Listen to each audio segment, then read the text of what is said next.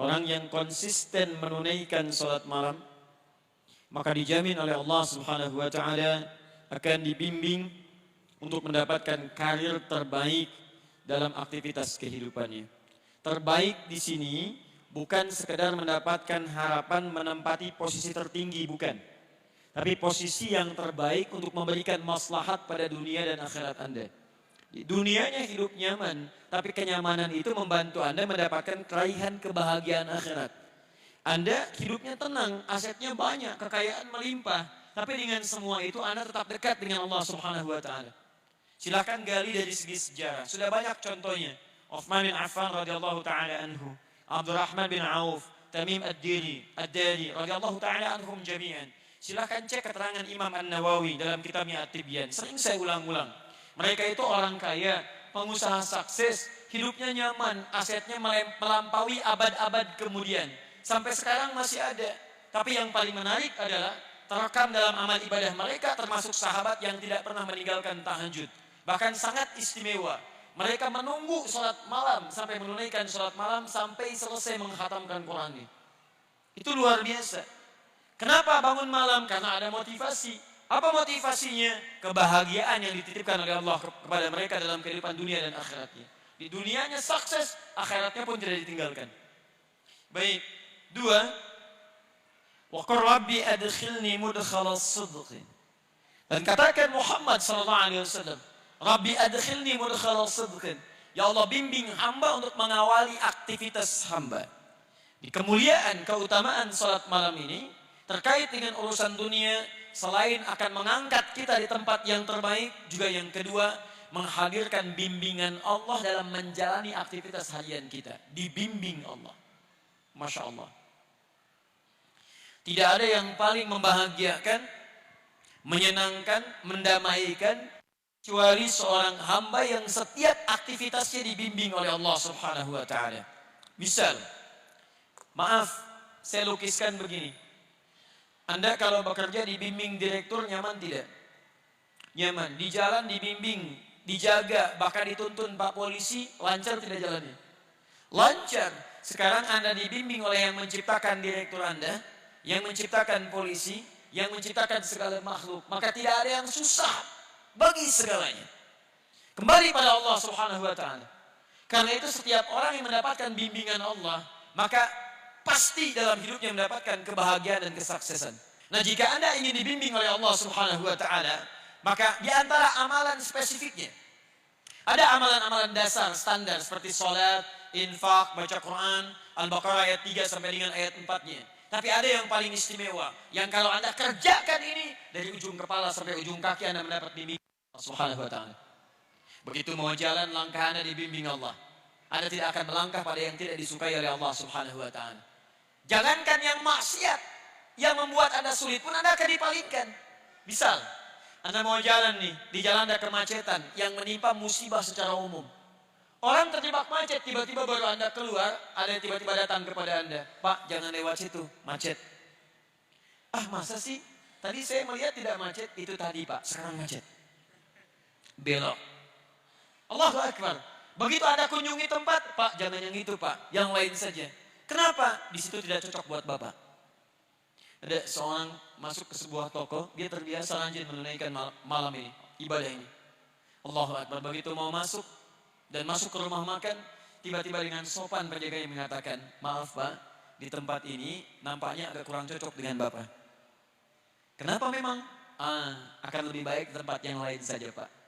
Baik, karena makanan-makanannya tidak dicantumkan logo halalnya, tapi ketika melihat orang ini tiba-tiba mengatakan, memberikan dari awal, Pak, jangan di sini, tempat lain lebih baik untuk Bapak. Coba bayangkan, baru dari kakinya, belum pandangannya, belum lisannya, belum telinganya, belum tangannya. Awas, kalau Anda selama ini sholat malam, belum mendapatkan yang ini, berarti ada yang salah dengan cara sholat malam Anda. Anda rajin tahajud, tapi lisan Anda tidak dijaga oleh Allah. Ada yang salah ada dalam sholat malamnya. Mustahil ahli tahajud lisannya mudah mengeluarkan kalimat yang tidak disukai oleh Allah. Karena lisan dia dibimbing Allah. Jika Anda ahli sholat malam dan Anda menyalahi ketentuan Allah, kata Allah jangan mencela. Quran surah 49 11 sampai dengan 12. Ya ayyuhalladzina amanu la yaskhar qaumun min qaum, jangan saling cela. Anda bangun malam tapi Anda mencela, salah tahajud Anda. Salah salat malam Anda. La yaghtab ba'dukum ba'dha, jangan gosip. Ibu masih gosip. Maaf. Salah salat malam ibu. Saya tidak Ustaz, alhamdulillah. Tidak seperti ukhti itu tuh. Sama. Semua. Memang lisannya tidak bicara, tapi tangan itu yang nulis status, itu yang mencela orang, itu yang gosipkan orang, itu yang menyebarkan hoax, itu nyampaikan ini, itu salah. Sampai ke ujung kaki. Ini tolong koreksi ya, karena setiap ibadah itu ada indikator keberhasilannya. Anda tidak meraih itu, ada yang salah dalam pekerjaan ibadah Anda. Semua ibadah, bahkan jangankan sholat malam, sholat standar saja, yang 5 waktu, ukurannya salah satunya, Quran surah 29 ayat 45. Inna sholata tanha anil fahsya. Jadi kalau Anda benar sholatnya, fahsya hilang, mungkar itu terbuang. Fahsya, keburukan yang nampak, datang lewat syahwat. Pornografi, porno aksi, LGBT itu fahsya. Di mustahil ada orang sholat mengerjakan perbuatan tadi. Dia tidak mengerjakan tapi membela pelakunya, salah juga. Orang mengerjakan sunnah dicela-cela. Orang kemudian mengerjakan perbuatan fahsya dibela-bela. Ada yang salah dalam sholat dia. Jangankan sholat malam yang standar aja, dia masih di bawah standar. Sama dengan ban, bawah standar. Salah. Mungkar perbuatan yang diingkari oleh hati. Mencuri itu mungkar, bohong itu mungkar, korupsi mungkar. Maaf, membunuh mungkar. Luar biasa mungkarnya. Saya anjurkan tolong, ya, jangan berbuat kerusakan di muka bumi. Apalagi pembunuhan terhadap orang beriman, itu sangat berbahaya. Itu saya ingatkan ya, hati-hati betul. Sekarang nampaknya mudah menghilangkan nyawa orang lain. Apalagi orang-orang yang sangat dekat dengan Allah Subhanahu wa Ta'ala. Jangankan level alim, ulama, ustaz, Anda level orang beriman biasa saja, taruhan Anda neraka jahanam tidak keluar dari situ. Quran surah 4 An-Nisa. Perhatikan, hati-hati, awas. Sampai dengan ayat 92-nya, paling kanan di pertengahan. Awas, hati-hati, hati-hati. Lihat baik-baik. Ada ancaman dari Quran. Wa may yaqtul mu'minan muta'ammidan. Jika ada seorang merencanakan pembunuhan pada satu orang beriman, fajaza'uhu jahannam. Maka ancaman bagi orang itu neraka jahanam. Awas, khalidan fiha, kekal di dalamnya tidak akan keluar. Wa ghadiballahu alaihi, dan Allah murka kepadanya. Ya, maaf, masuk neraka jahanam saja sudah sulitnya luar biasa, apalagi masuk dimurkai Allah. Awas, hati-hati. Wa ghadiballahu alaihi wa la'anahu, dilaknat oleh Allah. Wa a'adda lahu 'adzaban 'aziman, dan dijanjikan siksa berlipat di neraka jahanam itu. Enggak berlipat saja, sudah dahsyat apalagi dilipat. Hati-hati. Awas ya, hati-hati, hati-hati, karena kita bermohon pada Allah Subhanahu wa Ta'ala agar kita dilindungi dari perbuatan-perbuatan mungkar. Apalagi tingkat yang paling tinggi tadi, ya. Saya lihat ada banyak berita sekarang, kita doakan pada Allah Subhanahu wa Ta'ala. Semoga orang telah berbuat keburukan-keburukan dibimbing oleh Allah untuk kembali bertobat dia, karena taruhannya luar biasa dahsyat. Awas, hati-hati ya.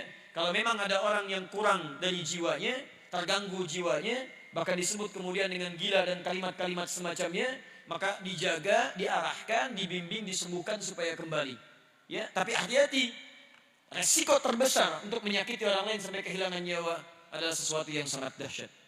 Dulu waktu kejadian di bom Tamrin, saya ke Lampung, kemudian ditanya, Ustaz, apakah bom di jalan Tamrin termasuk jihad fisabilillah? Saya katakan jihad fisabilillah itu jihad di jalan Allah, bukan di jalan Tamrin. Ya. Ya. Tolong dijaga ya, orang-orang kurang sehat sekarang banyak, dan agak anehnya kok yang dicari para ulama, para ustaz dan sebagainya. Wa akhrijni mukhraj as-sidqin. Dan dia dibimbing mendapatkan solusi dari setiap persoalan yang dihadapi. Solusi, diberi jalan keluar. Yang ini dibimbing ketika mengerjakan, yang ini dibimbing ketika punya masalah. Masya Allah. A dengan B sama-sama punya masalah. Masalahnya di rumah tangga. Persoalannya cukup sama. Masalah A dengan B sama. Yang paling luar biasa, A ini punya kedudukan tinggi luar biasa. Pendidikannya juga tinggi. SD sampai 3, S3. Masya Allah. Yang ini Masya Allah cuma S1 kerupuk 2. Ya. Pendidikan tinggi. Harta melimpah.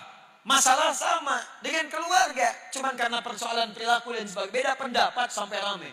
Apa yang terjadi? Yang ini cuman dengan senyuman selesai. Sayang. Masya Allah. kayaknya kenal, selesai masalah. Kenapa? Oh, Masya Allah. Mau kemana Pak? Mau ke hatimu. Oh, Masya Allah, selesai masalah. Yang ini, wah Masya Allah, nyapa susah, kayak gak kenal. Padahal tiap hari itu yang dilihat, ke kamar itu yang dilihat, keluar itu yang gak selesai-selesai. Yang ini, rumah tangga tenang, keluar tenang, di kantor tenang, hatinya lapang, ke rumah makan tenang. Teh Mbak, Masya Allah, pakai gula, gak usah terlalu manis, yang penting setia. Oh, luar biasa. Enak. Ayo bikin status. Kayaknya besok pagi ada yang praktek di rumah. Jadi teman-teman sekalian, jadi orang-orang yang dekat dengan Allah, dia merajut hubungan dengan Allah Subhanahu wa Ta'ala, maka Allah akan jaga dalam setiap persoalan hidupnya. Di kantor dia nyaman, di kampus dia tenang. Ada orang yang besok ujian luar biasa sibuknya, Masya Allah. Bahkan disebut luar biasa, ada kalimat minggu tenang, padahal tidak tenang pada saat itu. Belajar sana, belajar sini, tenang di mana? Pikir sana, pikir sini. Tapi sebagian orang ada yang santai saja. Orang ke kelas, dia ke masjid. Dia baca, dia juga baca. Dia bangun malam harinya. Esoknya tenang dia hadapi. Luar biasa. 4. Waj'alni min ladunka sultanan nasira. Ini yang dahsyat. Ini yang dahsyat. 4. Allah akan lindungi dia langsung dari pihak-pihak yang ingin mencelakainya. Dilindungi oleh Allah. Diberikan perlindungan. Bisa beda-beda caranya nanti, ya. Bisa beda-beda, lain-lain caranya. Teman-teman sekalian, saya berikan contoh yang paling dahsyat. Ayat ini diantaranya turun memberikan keterangan saat Nabi SAW dikepung oleh banyak pemuda. Ada yang menyebut 100 pemuda dengan kebiasaan yang khusus. Kalau kita pasukan khusus ya, dengan pedang terhunus luar biasa. Dikepung satu rumah. Di dalamnya direncanakan 3 orang. 1, Nabi SAW. 2, teman setia beliau, seangkatan dengan beliau, sedekat usia dengan beliau, Abu Bakar As-Siddiq. Sehidup dengan beliau, semati di samping beliau kuburnya, sesurga dengan beliau. Mertua beliau orang yang sangat mulia dan sangat disayangi oleh Nabi SAW. Dipilih oleh beliau untuk menemani hijrah. Sehidup, sehijrah, sekubur bersamaan di sampingnya dan sesurga dengan beliau. Abu Bakar As-Siddiq. Sangat keterlaluan kalau ada orang-orang yang mencela Abu Bakar As-Siddiq. Ya, dia tidak hidup bersama Nabi. Tidak menemani Nabi saat hijrah ke Madinah. Dikubur tidak di samping Nabi. Surga belum jelas. Jangankan dengan Nabi, masuk surga aja belum tentu jelas. Berani mencela seseorang yang jadi mertua Nabi, kerabat Nabi, hidup bersama Nabi, hijrah dengan Nabi, wafat kuburnya di samping Nabi, dijamin surga lewat lisan Nabi. Anda siapa? Tayyib. Yang ketiga, seorang pemuda, brilian, genius. Menantu Nabi, 1 mertua, 2 menantu. Menantu Nabi, di antara sekian pemuda, beliau yang dipilih untuk mencintai dan dinikahkan menjadi pasangan hidup, sehidup, sewafat, sampai sesurga. Bersama putri terkasih Nabi, Sayyidah Fatimah radhiyallahu ta'ala anha. Dari jalur ini ada keturunan zuriyah Nabi sampai dengan sekarang. Sayyidina Ali bin Abi Thalib radhiyallahu ta'ala anhu.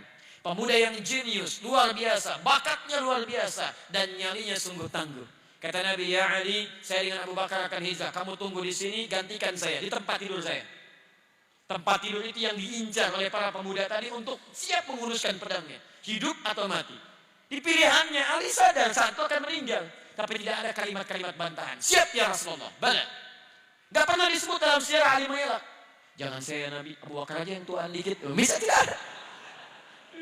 Biasa. 1 menemani Nabi, 1 tinggal di tempat itu. Tapi yang hebat, perhatikan kisahnya dimulai saat Nabi keluar. Dari mana pasukan khusus yang siap dengan pedang terhunus? Disebutkan kalau hewan pun lewat sudah diketahui, bahkan tercium baunya. Tiba-tiba seorang Nabi Rasulullah SAW ditemani sahabatnya radhiyallahu ta'ala anhu jalan keluar santai saja. Santai lewat, dibikin ngantuk oleh Allah, tertutup. Tutup. Ditutup pandangannya, keluar, tenang. Para ulama turun ayat ini memberikan jaminan kepada Nabi. Perhatikan, siapa di antara manusia yang bangun malamnya melebihi Nabi SAW? Kakinya sampai bengkak-bengkak, bacaannya sampai begitu panjangnya, kekhusyuannya luar biasa. Maka Allah Subhanahu wa taala menurunkan langsung 4 kemuliaan ini kepada Nabi sallallahu alaihi wasallam. Silakan, maqam mahmuda angkat. Aktivitas dibimbing. Masalah diberikan solusi. Begitu ada yang ingin mencelakai Nabi sallallahu alaihi wasallam, Allah berikan perlindungan terbaik. Maka teman-teman sekalian, 4 ini bila terkumpul kemudian dalam kehidupan kita, ingin Anda raih, salah satunya dawamkan amalan pada malam hari ini. Jelas di sini?